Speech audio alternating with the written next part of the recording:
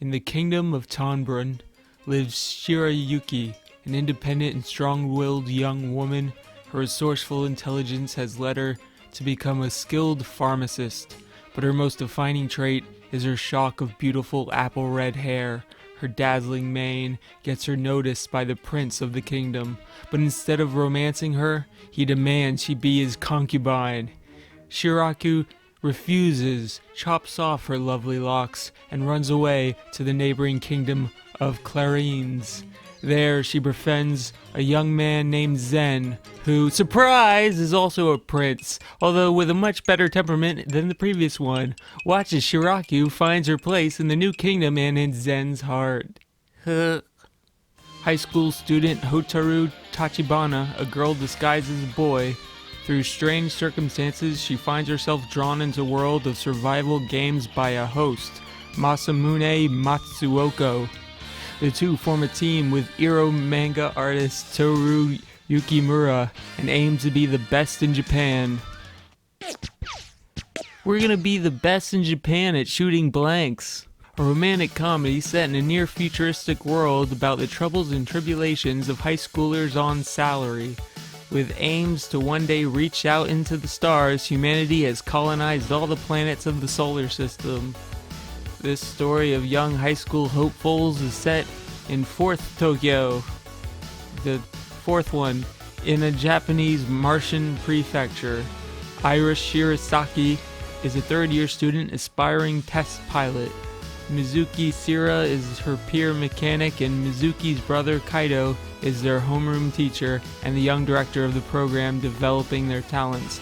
Now, 4th Tokyo? Is that because it was like the 4th colony? Surely Mars would be like right away, maybe second after the moon. Maybe it's named by the planet number, as in the 4th planet from the sun, 4th Tokyo. That makes sense. How the fuck did we colonize all the planets anyway? I mean, you get Mars and maybe Venus habitable, but like Jupiter and Saturn and the rest of the gas ones, I bet there's like 20 dudes on Pluto, and Sharon has the Pirate Bay on it. The story revolves around 4 girls who decide to stay over at school: the energetic Yuki Takia, the shovel-loving Rumi, shovel-loving, the center of the group Ruri, who brings everyone together, and Megu, the spacey school advisor. However, through mysterious circumstances, the girls find themselves the final survivors of a zombie attack and continue to live at the school. Asahi Kuromine has a crush on a cute girl named Yoko Shirogami. Shirogami just happens to be a vampire. Asahi cannot keep a secret, but he is determined to keep Shirogami's secret anyways. Yeah, boy, you better keep that secret of the girl with the wings and the fangs, or all these people will, hey, nice lollipop you got there. Bull girl, horny.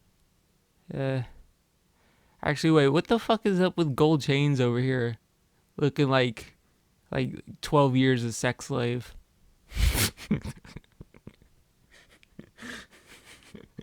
The Far East 2071, the domain of the mad gods. In the early 2050s, unknown life forms called oracle cells begin their uncontrolled consumption of all life on Earth. Their ravenous appetite and remarkable adaptability earn them first dread, then awe, then finally the name Origami. In the face of an enemy completely immune to conventional weapons, urban civilization collapses, and each day humanity is driven further and further towards extinction.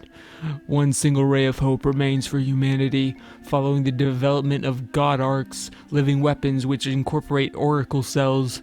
Their wielders are organized into an elite force. In a world ravaged by mad gods, these God-eaters fight a desperate war. Look at all that fucking motion blur in this title image. Goddamn, it's clearly a video game adaptation. When will they learn that everyone always turns off motion blur? The everyday lives of 9 superpowered siblings of the royal family are monitored by more than 200 surveillance cameras. Wow. and broadcast nationwide. The people of the nation who are watching the broadcast will have the ability to elect the next monarch. The story focuses on Akane, the third oldest sister who can manipulate gravity. She is shy and desperately does not want to be caught on camera. There is so much wrong with this. First off, 200 cameras, that's nothing. That's like 2 blocks of London.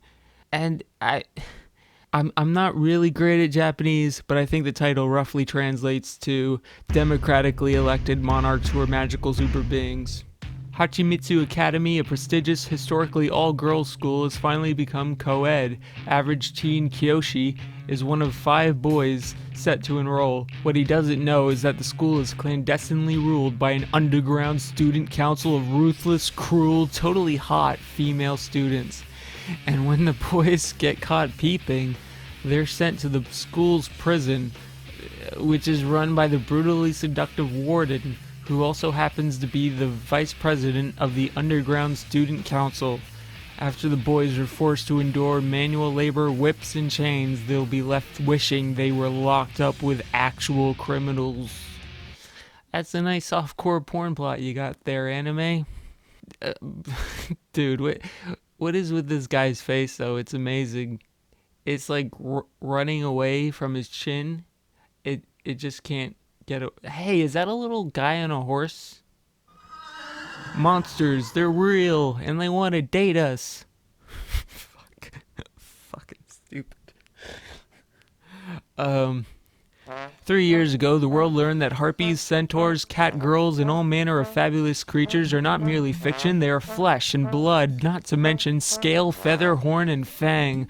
Thanks to the Cultural Exchange Between Species Act, the furriest thing I've ever said, these once mythical creatures have assimilated into society, or at least they're trying to. When a hapless human teenager named Kurusu Kimihito is inducted as a quote-unquote volunteer into the government exchange program, his world is turned upside down. A snake-like lamia, is that an L or iamia? A snake-like iamia, I guess that's how you pronounce it, named Mia, comes to live with him, and it is Kurisu's job to take care of her and make sure she integrates into his everyday life. Unfortunately for Kurisu, Mia is undeniably sexy, and the law against interspecies breeding is very strict. Even worse, when a ravishing centaur girl with a flirtatious harpy move in, what's a full-blooded teenage human with raging hormones to do? What can you do? The story takes place in the year 2138 when virtual reality gaming is booming. Yggdrasil, a popular online game, is quietly shutting down one day. However, Momonga decides to not log out. Momonga is then transformed into the image of a skeleton as the most powerful wizard. The world continues to change, with non-player characters beginning to feel emotion. Having no parents, friends, or place in society, this ordinary young man, Momonga, then strives to take over the new world the game has become. You're a real spoopy skeleton, Momonga. So 2015 to 2138, that's 123 years until VR works properly. Who is the penny-masked villainess spreading obscenity in a country where even the mildest of off-color musings can land you in jail? 16 years after the law for public order and morals and healthy child raising banned coarse language in the country, Tanukichi Okuma enrolls in the country's leading public morals school and is recruited into the upstanding moral squad by the student council president, Anna. Little does she know he's already been blackmailed by Ayama Kaijo, her own vice president, into joining SOX, the anti-societal organization dedicated to spreading the good news of being lewd. Tanakichi ends up taking part in acts of obscenity terrorism against council president Anna, whom he has a crush on. That sounds pretty cool. It's an actual morality tale in anime, and all it took was multiple attempts by conservative moral panic politicians to try and specifically ban anime stuff. Bikini Warriors. I'm just gonna let that sink in for a second. Set in an RPG-style world with swords and magic where adventurers form a party to challenge the Demon King's right to rule, adventurers all have beautiful breasts, enormous breasts, and bikini armor. It says right on the tin what it is. You know what you're getting, at least. Bikini Warriors.